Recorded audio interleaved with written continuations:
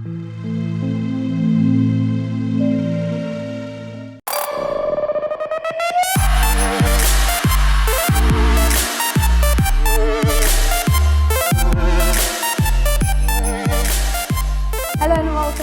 Money. I am Nozi Pombanjo. Today we're coming to you from Alpha Code. Now they claim that they are an entrepreneurial ecosystem that is going to be breeding the next generation of financial services entrepreneurs. And today we're going to be speaking to two of such entrepreneurs.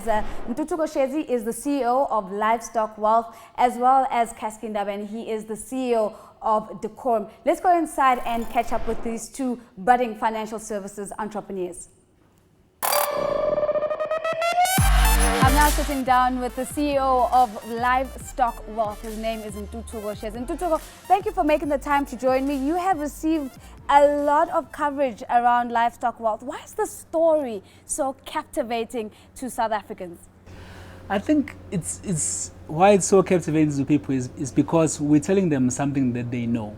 So it's like something that it's like your eyes have been closed and suddenly you realize that we've had this thing all along. How come we didn't realize that we had to actually do it? Let's talk about this thing, the business model of Livestock Wealth. How does it work? It's very easy. So we know people want to own cows as a form of investment to grow their money using cows, like it was done in the day. But the issue that they have is that, one, they don't have land, they don't have time, they don't have the skills to be able to farm productively. So we solve all those problems. How? We run the farm, and then you, as Nozipo, you can own a cow within the farm that we run. So we do all the farming on your behalf, and then we charge you a small monthly fee to look after your cow, which is in our farm. How do I make my money? So let's just hypothetically, I've put in 5,000 Rand, I've bought myself a bull, I don't know how much they cost, and monthly I'm paying some sort of fee. How do I get my money out? Okay, so you buy a female cow, because the female cow is like a tree, so it gives fruits, which is the offspring. Right. So like a tree, like a fruit tree, every year the fruit is plucked and sold. So your income is from selling the offspring, which are born once a year by a female cow. Oh, so, I see. So you buy a female cow for 10,495 Rand, and that's your cow for life. When it gets old, we replace it at no cost to you. And every year it should give offspring consistently, and making sure that you get consistent annual income from the sale of the offspring. And that's how it works. I mean, 10,495 in, how much do I get out of the offspring? The offspring, depending on the beef price, you can get anything between 4,000 and 5,000 Rand. Annually? Annually, yeah. So that's almost a 50% return.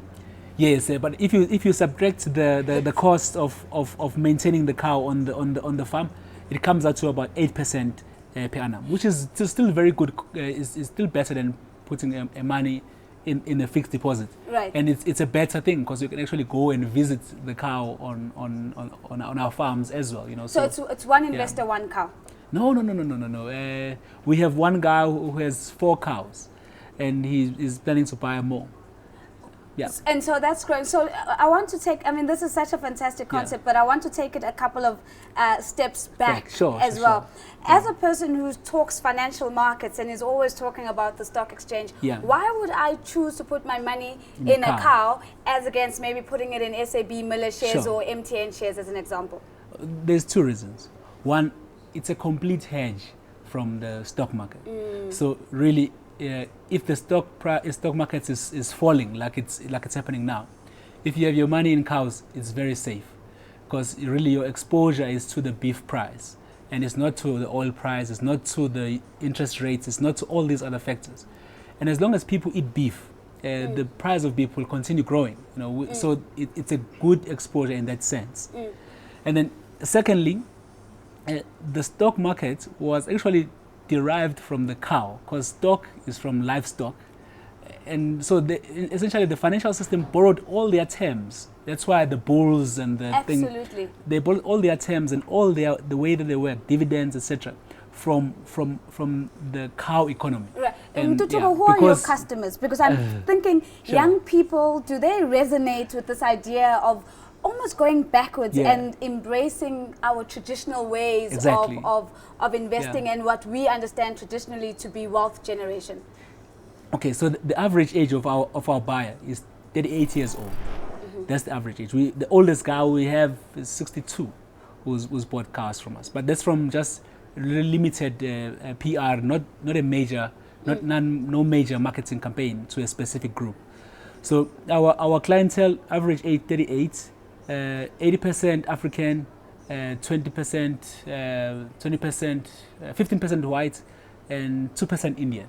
And that is also fascinating because it's also opening up the concept of livestock, of not necessarily just being a black traditional thing. Let's talk about the future. Where are you now in terms of just the size of the cattle, the number of cattle that you have, and talk us through your growth projections and your ambitions. So we started off with a small number because we wanted to prove the concept that can people pay for a cow that is 500 kilometers away. So we started off with a small number of about 40 cows. But our plan this year is to grow the number to 5,000.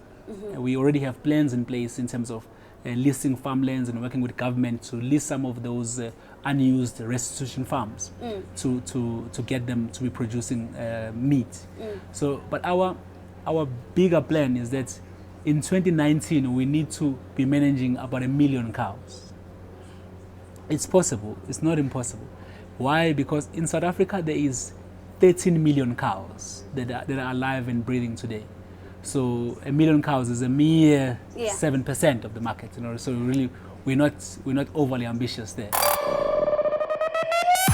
I'm sitting down with the CEO of Decorum. His name is Casky Ndaba. Let's find out about the business model. How does Decorum bring its product or service to market? Good day. Hi. Thank you so much for that. Decorum is actually a financial services business that actually goes into the market and improves the lives of the various South Africans that are seeking to manage their risk in terms of mitigating it, making sure that the assets that they have accumulated are preserved and not utilized for unplanned events that end up depleting them. And we access the market itself through informationals, and also we also have got a field team that goes out and engages clients in having to make sure that they are aware of what we are getting. Let's go back to the origins of Decorum, because if we take a look at the life assurance space in particular, it is one that's rather well developed in the South African context. So give us a sense of where did the idea come from and how have you been received by the market thus far? Okay, fortunately I have a very, very in-depth experience when it comes to the financial services industry, and the business model itself comes from a number of things that I've identified as problems within financial services that even the large corporate organizations I saw that they are failing to address. And so then I zoomed in having to say, what is it that one can do in having to bring a completely different flavor of financial services into the market itself. What's the biggest problem that you've picked up from your assessment of financial services? It's lack of customer understanding. We don't understand customer requirements. And what companies are doing is that they go, create a product and come and shove it down the customer's throat. Instead of saying, what is it that is a pain to a customer? And then work a solution that will ease the pain or eliminate it altogether. And so how are Decorum's products different? How are they more aligned to customer and consumer needs? Yes, okay. There's something that we must understand. Insurance is insurance is insurance. It's a crash purchase, right? It is a crash purchase, right. You know, but at the end of the day, it's about the experience that you give to your customer, because you have got to ensure that apart from giving them the insurance, which is a generic thing, doesn't matter how you may package it and all of those things, but it's an issue of making sure that the exact need that the customer has is addressed. It's not just about the money, it's about the experience, because I may have to pay a claim, but if my process of paying a claim requires a whole lot of things that ends up making the whole process painful, then I'm not doing a good job. You know, Casky, I'm fascinated by millennials and young people in particular. What are their feelings and thinking about insurance? Do they approach insurance in the same way, for example, that Generation X or the baby boomers did? How do they feel about this sector? that's where a lot of education comes in. But what I know, though, is the fact that they are very risk conscious. And therefore, they may not understand that insurance may be a solution in some of the other things. That is why we actually take an education approach instead of a selling approach. Right. When you educate people, they gain understanding, they understand the risk that they're actually exposed to, and therefore our solution effectively then assists them in making proper financial decisions on how to mitigate that risk. Education around financial services has always been highlighted as one of the lacks that we have in the South African context. So just give us a sense that at what level do you begin engaging with your potential customers to begin this educational journey together? We operate at different levels. At first, we operate, we've got some of our customers that are students, that are at varsity and at college, and whereby there are some products that we have packaged and linked them to starter packs with airtime, whereby you don't go out and buy insurance, but by having our insurance cover, you automatically, by having the starter packs that we actually sell and distribute, you automatically then get insurance cover that's linked with that.